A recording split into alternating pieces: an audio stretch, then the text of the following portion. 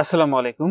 অর্থ মন্ত্রণালয়ের আর্থিক প্রতিষ্ঠান বিভাগের আওতাধীন বীমা উন্নয়ন ও নিয়ন্ত্রণ কর্তৃপক্ষের নিম্নে বর্ণিত ৬টি পদের ক্যাটাগরিতে নিয়োগ বিজ্ঞপ্তি প্রকাশিত হয়েছিল। বিভিন্ন ধরনের শিক্ষাগত যোগ্যতায় আপনারা অনলাইনের মাধ্যমে এটির আবেদন প্রক্রিয়াটি সম্পন্ন করতে পারবেন।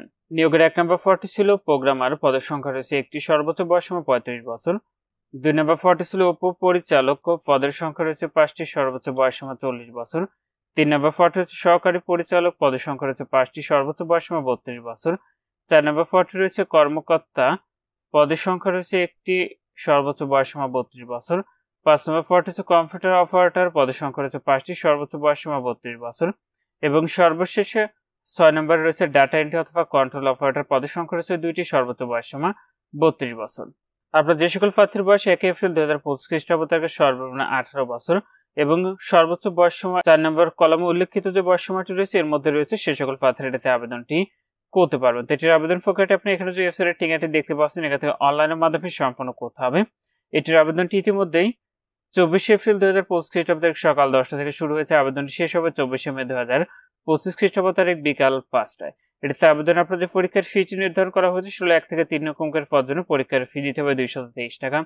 ৪ নং অঙ্কের পদের জন্য পরীক্ষার ফি দিতে হবে ১৬৮ টাকা এবং ৫ থেকে ৬ নং অঙ্কের পদের জন্য পরীক্ষার ফি দিতে হবে ১১২ টাকা। ফিটি আপনি টেলিটক প্রিপেইড মোবাইল নাম্বার থেকে SMS এর মাধ্যমে খুব সহজে পরিশোধ করতে পারবেন। আর আপনাদের প্রবেশপত্র প্রাপ্তির যে বিষয়টি পরবর্তী আপনার মোবাইলে SMS এর মাধ্যমে জানিয়ে দিবে।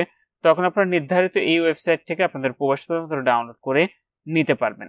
তো যে সকল প্রার্থীরা আবেদনটি করবেন, আপনার শেষ তারিখের জন্য বসে না থেকে পূর্বে এটির অনলাইনে আবেদন প্রক্রিয়াটি সম্পন্ন করে নেবেন। তো এটিতে আবেদনে আপনাদের ১ নম্বর পদে শিক্ষাগত যোগ্যতার প্রয়োজন হবে। কোন শিক্ষিত বিশ্ববিদ্যালয় হতে কম্পিউটার সায়েন্স অথবা কম্পিউটার সায়েন্স অ্যান্ড ইঞ্জিনিয়ারিং অথবা ইলেকট্রিক্যাল অ্যান্ড ইলেকট্রনিক্স ইঞ্জিনিয়ারিং অথবা ইনফরমেশন অ্যান্ড কমিউনিকেশন টেকনোলজি সংশ্লিষ্ট বিষয়ে অনন্য দ্বিতীয় শ্রেণী বা সমমানের সিজিপিএ সহ ৪ বছর মেয়াদী স্নাতক বা সমমানের ডিগ্রি, কোন সরকারি অথবা স্বায়ত্তশাসিত অথবা আধা স্বায়ত্তশাসিত অথবা সংবিধিবদ্ধ প্রতিষ্ঠানের সিনিয়র কম্পিউটার অপারেটর অথবা সহকারী প্রোগ্রামার অথবা সহকারী রক্ষণাবেক্ষণ প্রকৌশল হিসেবে অন্য ৪ বছরের চাকরির অভিজ্ঞতা থাকতে হবে।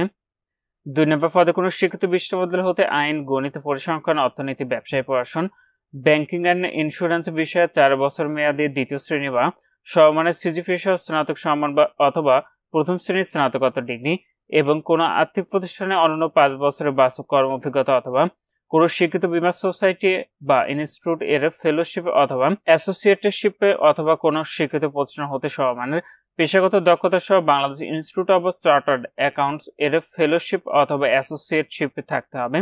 ৩ নম্বর পদে কোনো শিক্ষিত বিশ্ববিদ্যালয় হতে আইন, গণিত, পরিসংখ্যান, অর্থনীতি, ব্যবসায় প্রশাসন, ব্যাংকিং অ্যান্ড ইন্স্যুরেন্স বিষয়ে ৪ বছর মেয়াদী দ্বিতীয় শ্রেণী বা সমমানের সিজিপিএ সহ স্নাতক সম্মান অথবা প্রথম শ্রেণীর স্নাতকোত্তর ডিগ্রি।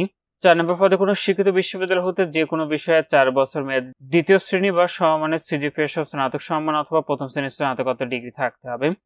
৫ নম্বর পদে কোনো শিক্ষিত বিশ্ববিদ্যালয় হতে বিজ্ঞান বিভাগে স্নাতক সম্মান অথবা সমমানের ডিগ্রি। কম্পিউটার মুদ্রা করে প্রথম মিনিটে বাংলায় ২৫ শব্দ এবং ইংরেজিতে ৩০ শব্দের গতিসহ সংশ্লিষ্ট বিষয়ে আপনার স্ট্যান্ডার্ড অ্যাপ্টিটিউড টেস্টে উত্তীর্ণ হতে হবে। লিখিত পরীক্ষা উত্তীর্ণ প্রার্থীরা শুধুমাত্র ব্যবহারিক পরীক্ষা এবং ব্যবহারিক পরীক্ষা উত্তীর্ণ প্রার্থীরাই শুধুমাত্র মৌখিক পরীক্ষায় অংশগ্রহণ করতে পারবেন। এবং সর্বশেষ ৬ নম্বর পদে আপনারা কোনো শিক্ষিত বোর্ড হতে উচ্চ মাধ্যমিক সার্টিফিকেট বা সমান পরীক্ষা উত্তীর্ণ কম্পিউটার মুদ্রা করে প্রথম মিনিটে বাংলায় ২০ শব্দ এবং ইংরেজিতে ২০ শব্দের গতিসহ সংশ্লিষ্ট বিষয়ে স্ট্যান্ডার্ড অ্যাপ্টিটিউড টেস্টে উত্তীর্ণ হতে হবে। এবং লিখিত পরীক্ষা উত্তীর্ণ প্রার্থীরা শুধুমাত্র ব্যবহারিক পরীক্ষা এবং ব্যবহারিক পরীক্ষা উত্তীর্ণ প্রার্থীরা শুধুমাত্র মৌখিক পরীক্ষায় আপনারা অংশগ্রহণ করতে পারবেন। তো এখানে ছিল বীমা উন্নয়ন ও নিয়ন্ত্রণ কর্তৃপক্ষের নিয়োগ বিজ্ঞপ্তি। আজকের ভিডিওটি এই মধ্যে ভালো থাকুন, সুস্থ থাকুন, নিরাপদে থাকুন। আল্লাহ হাফেজ।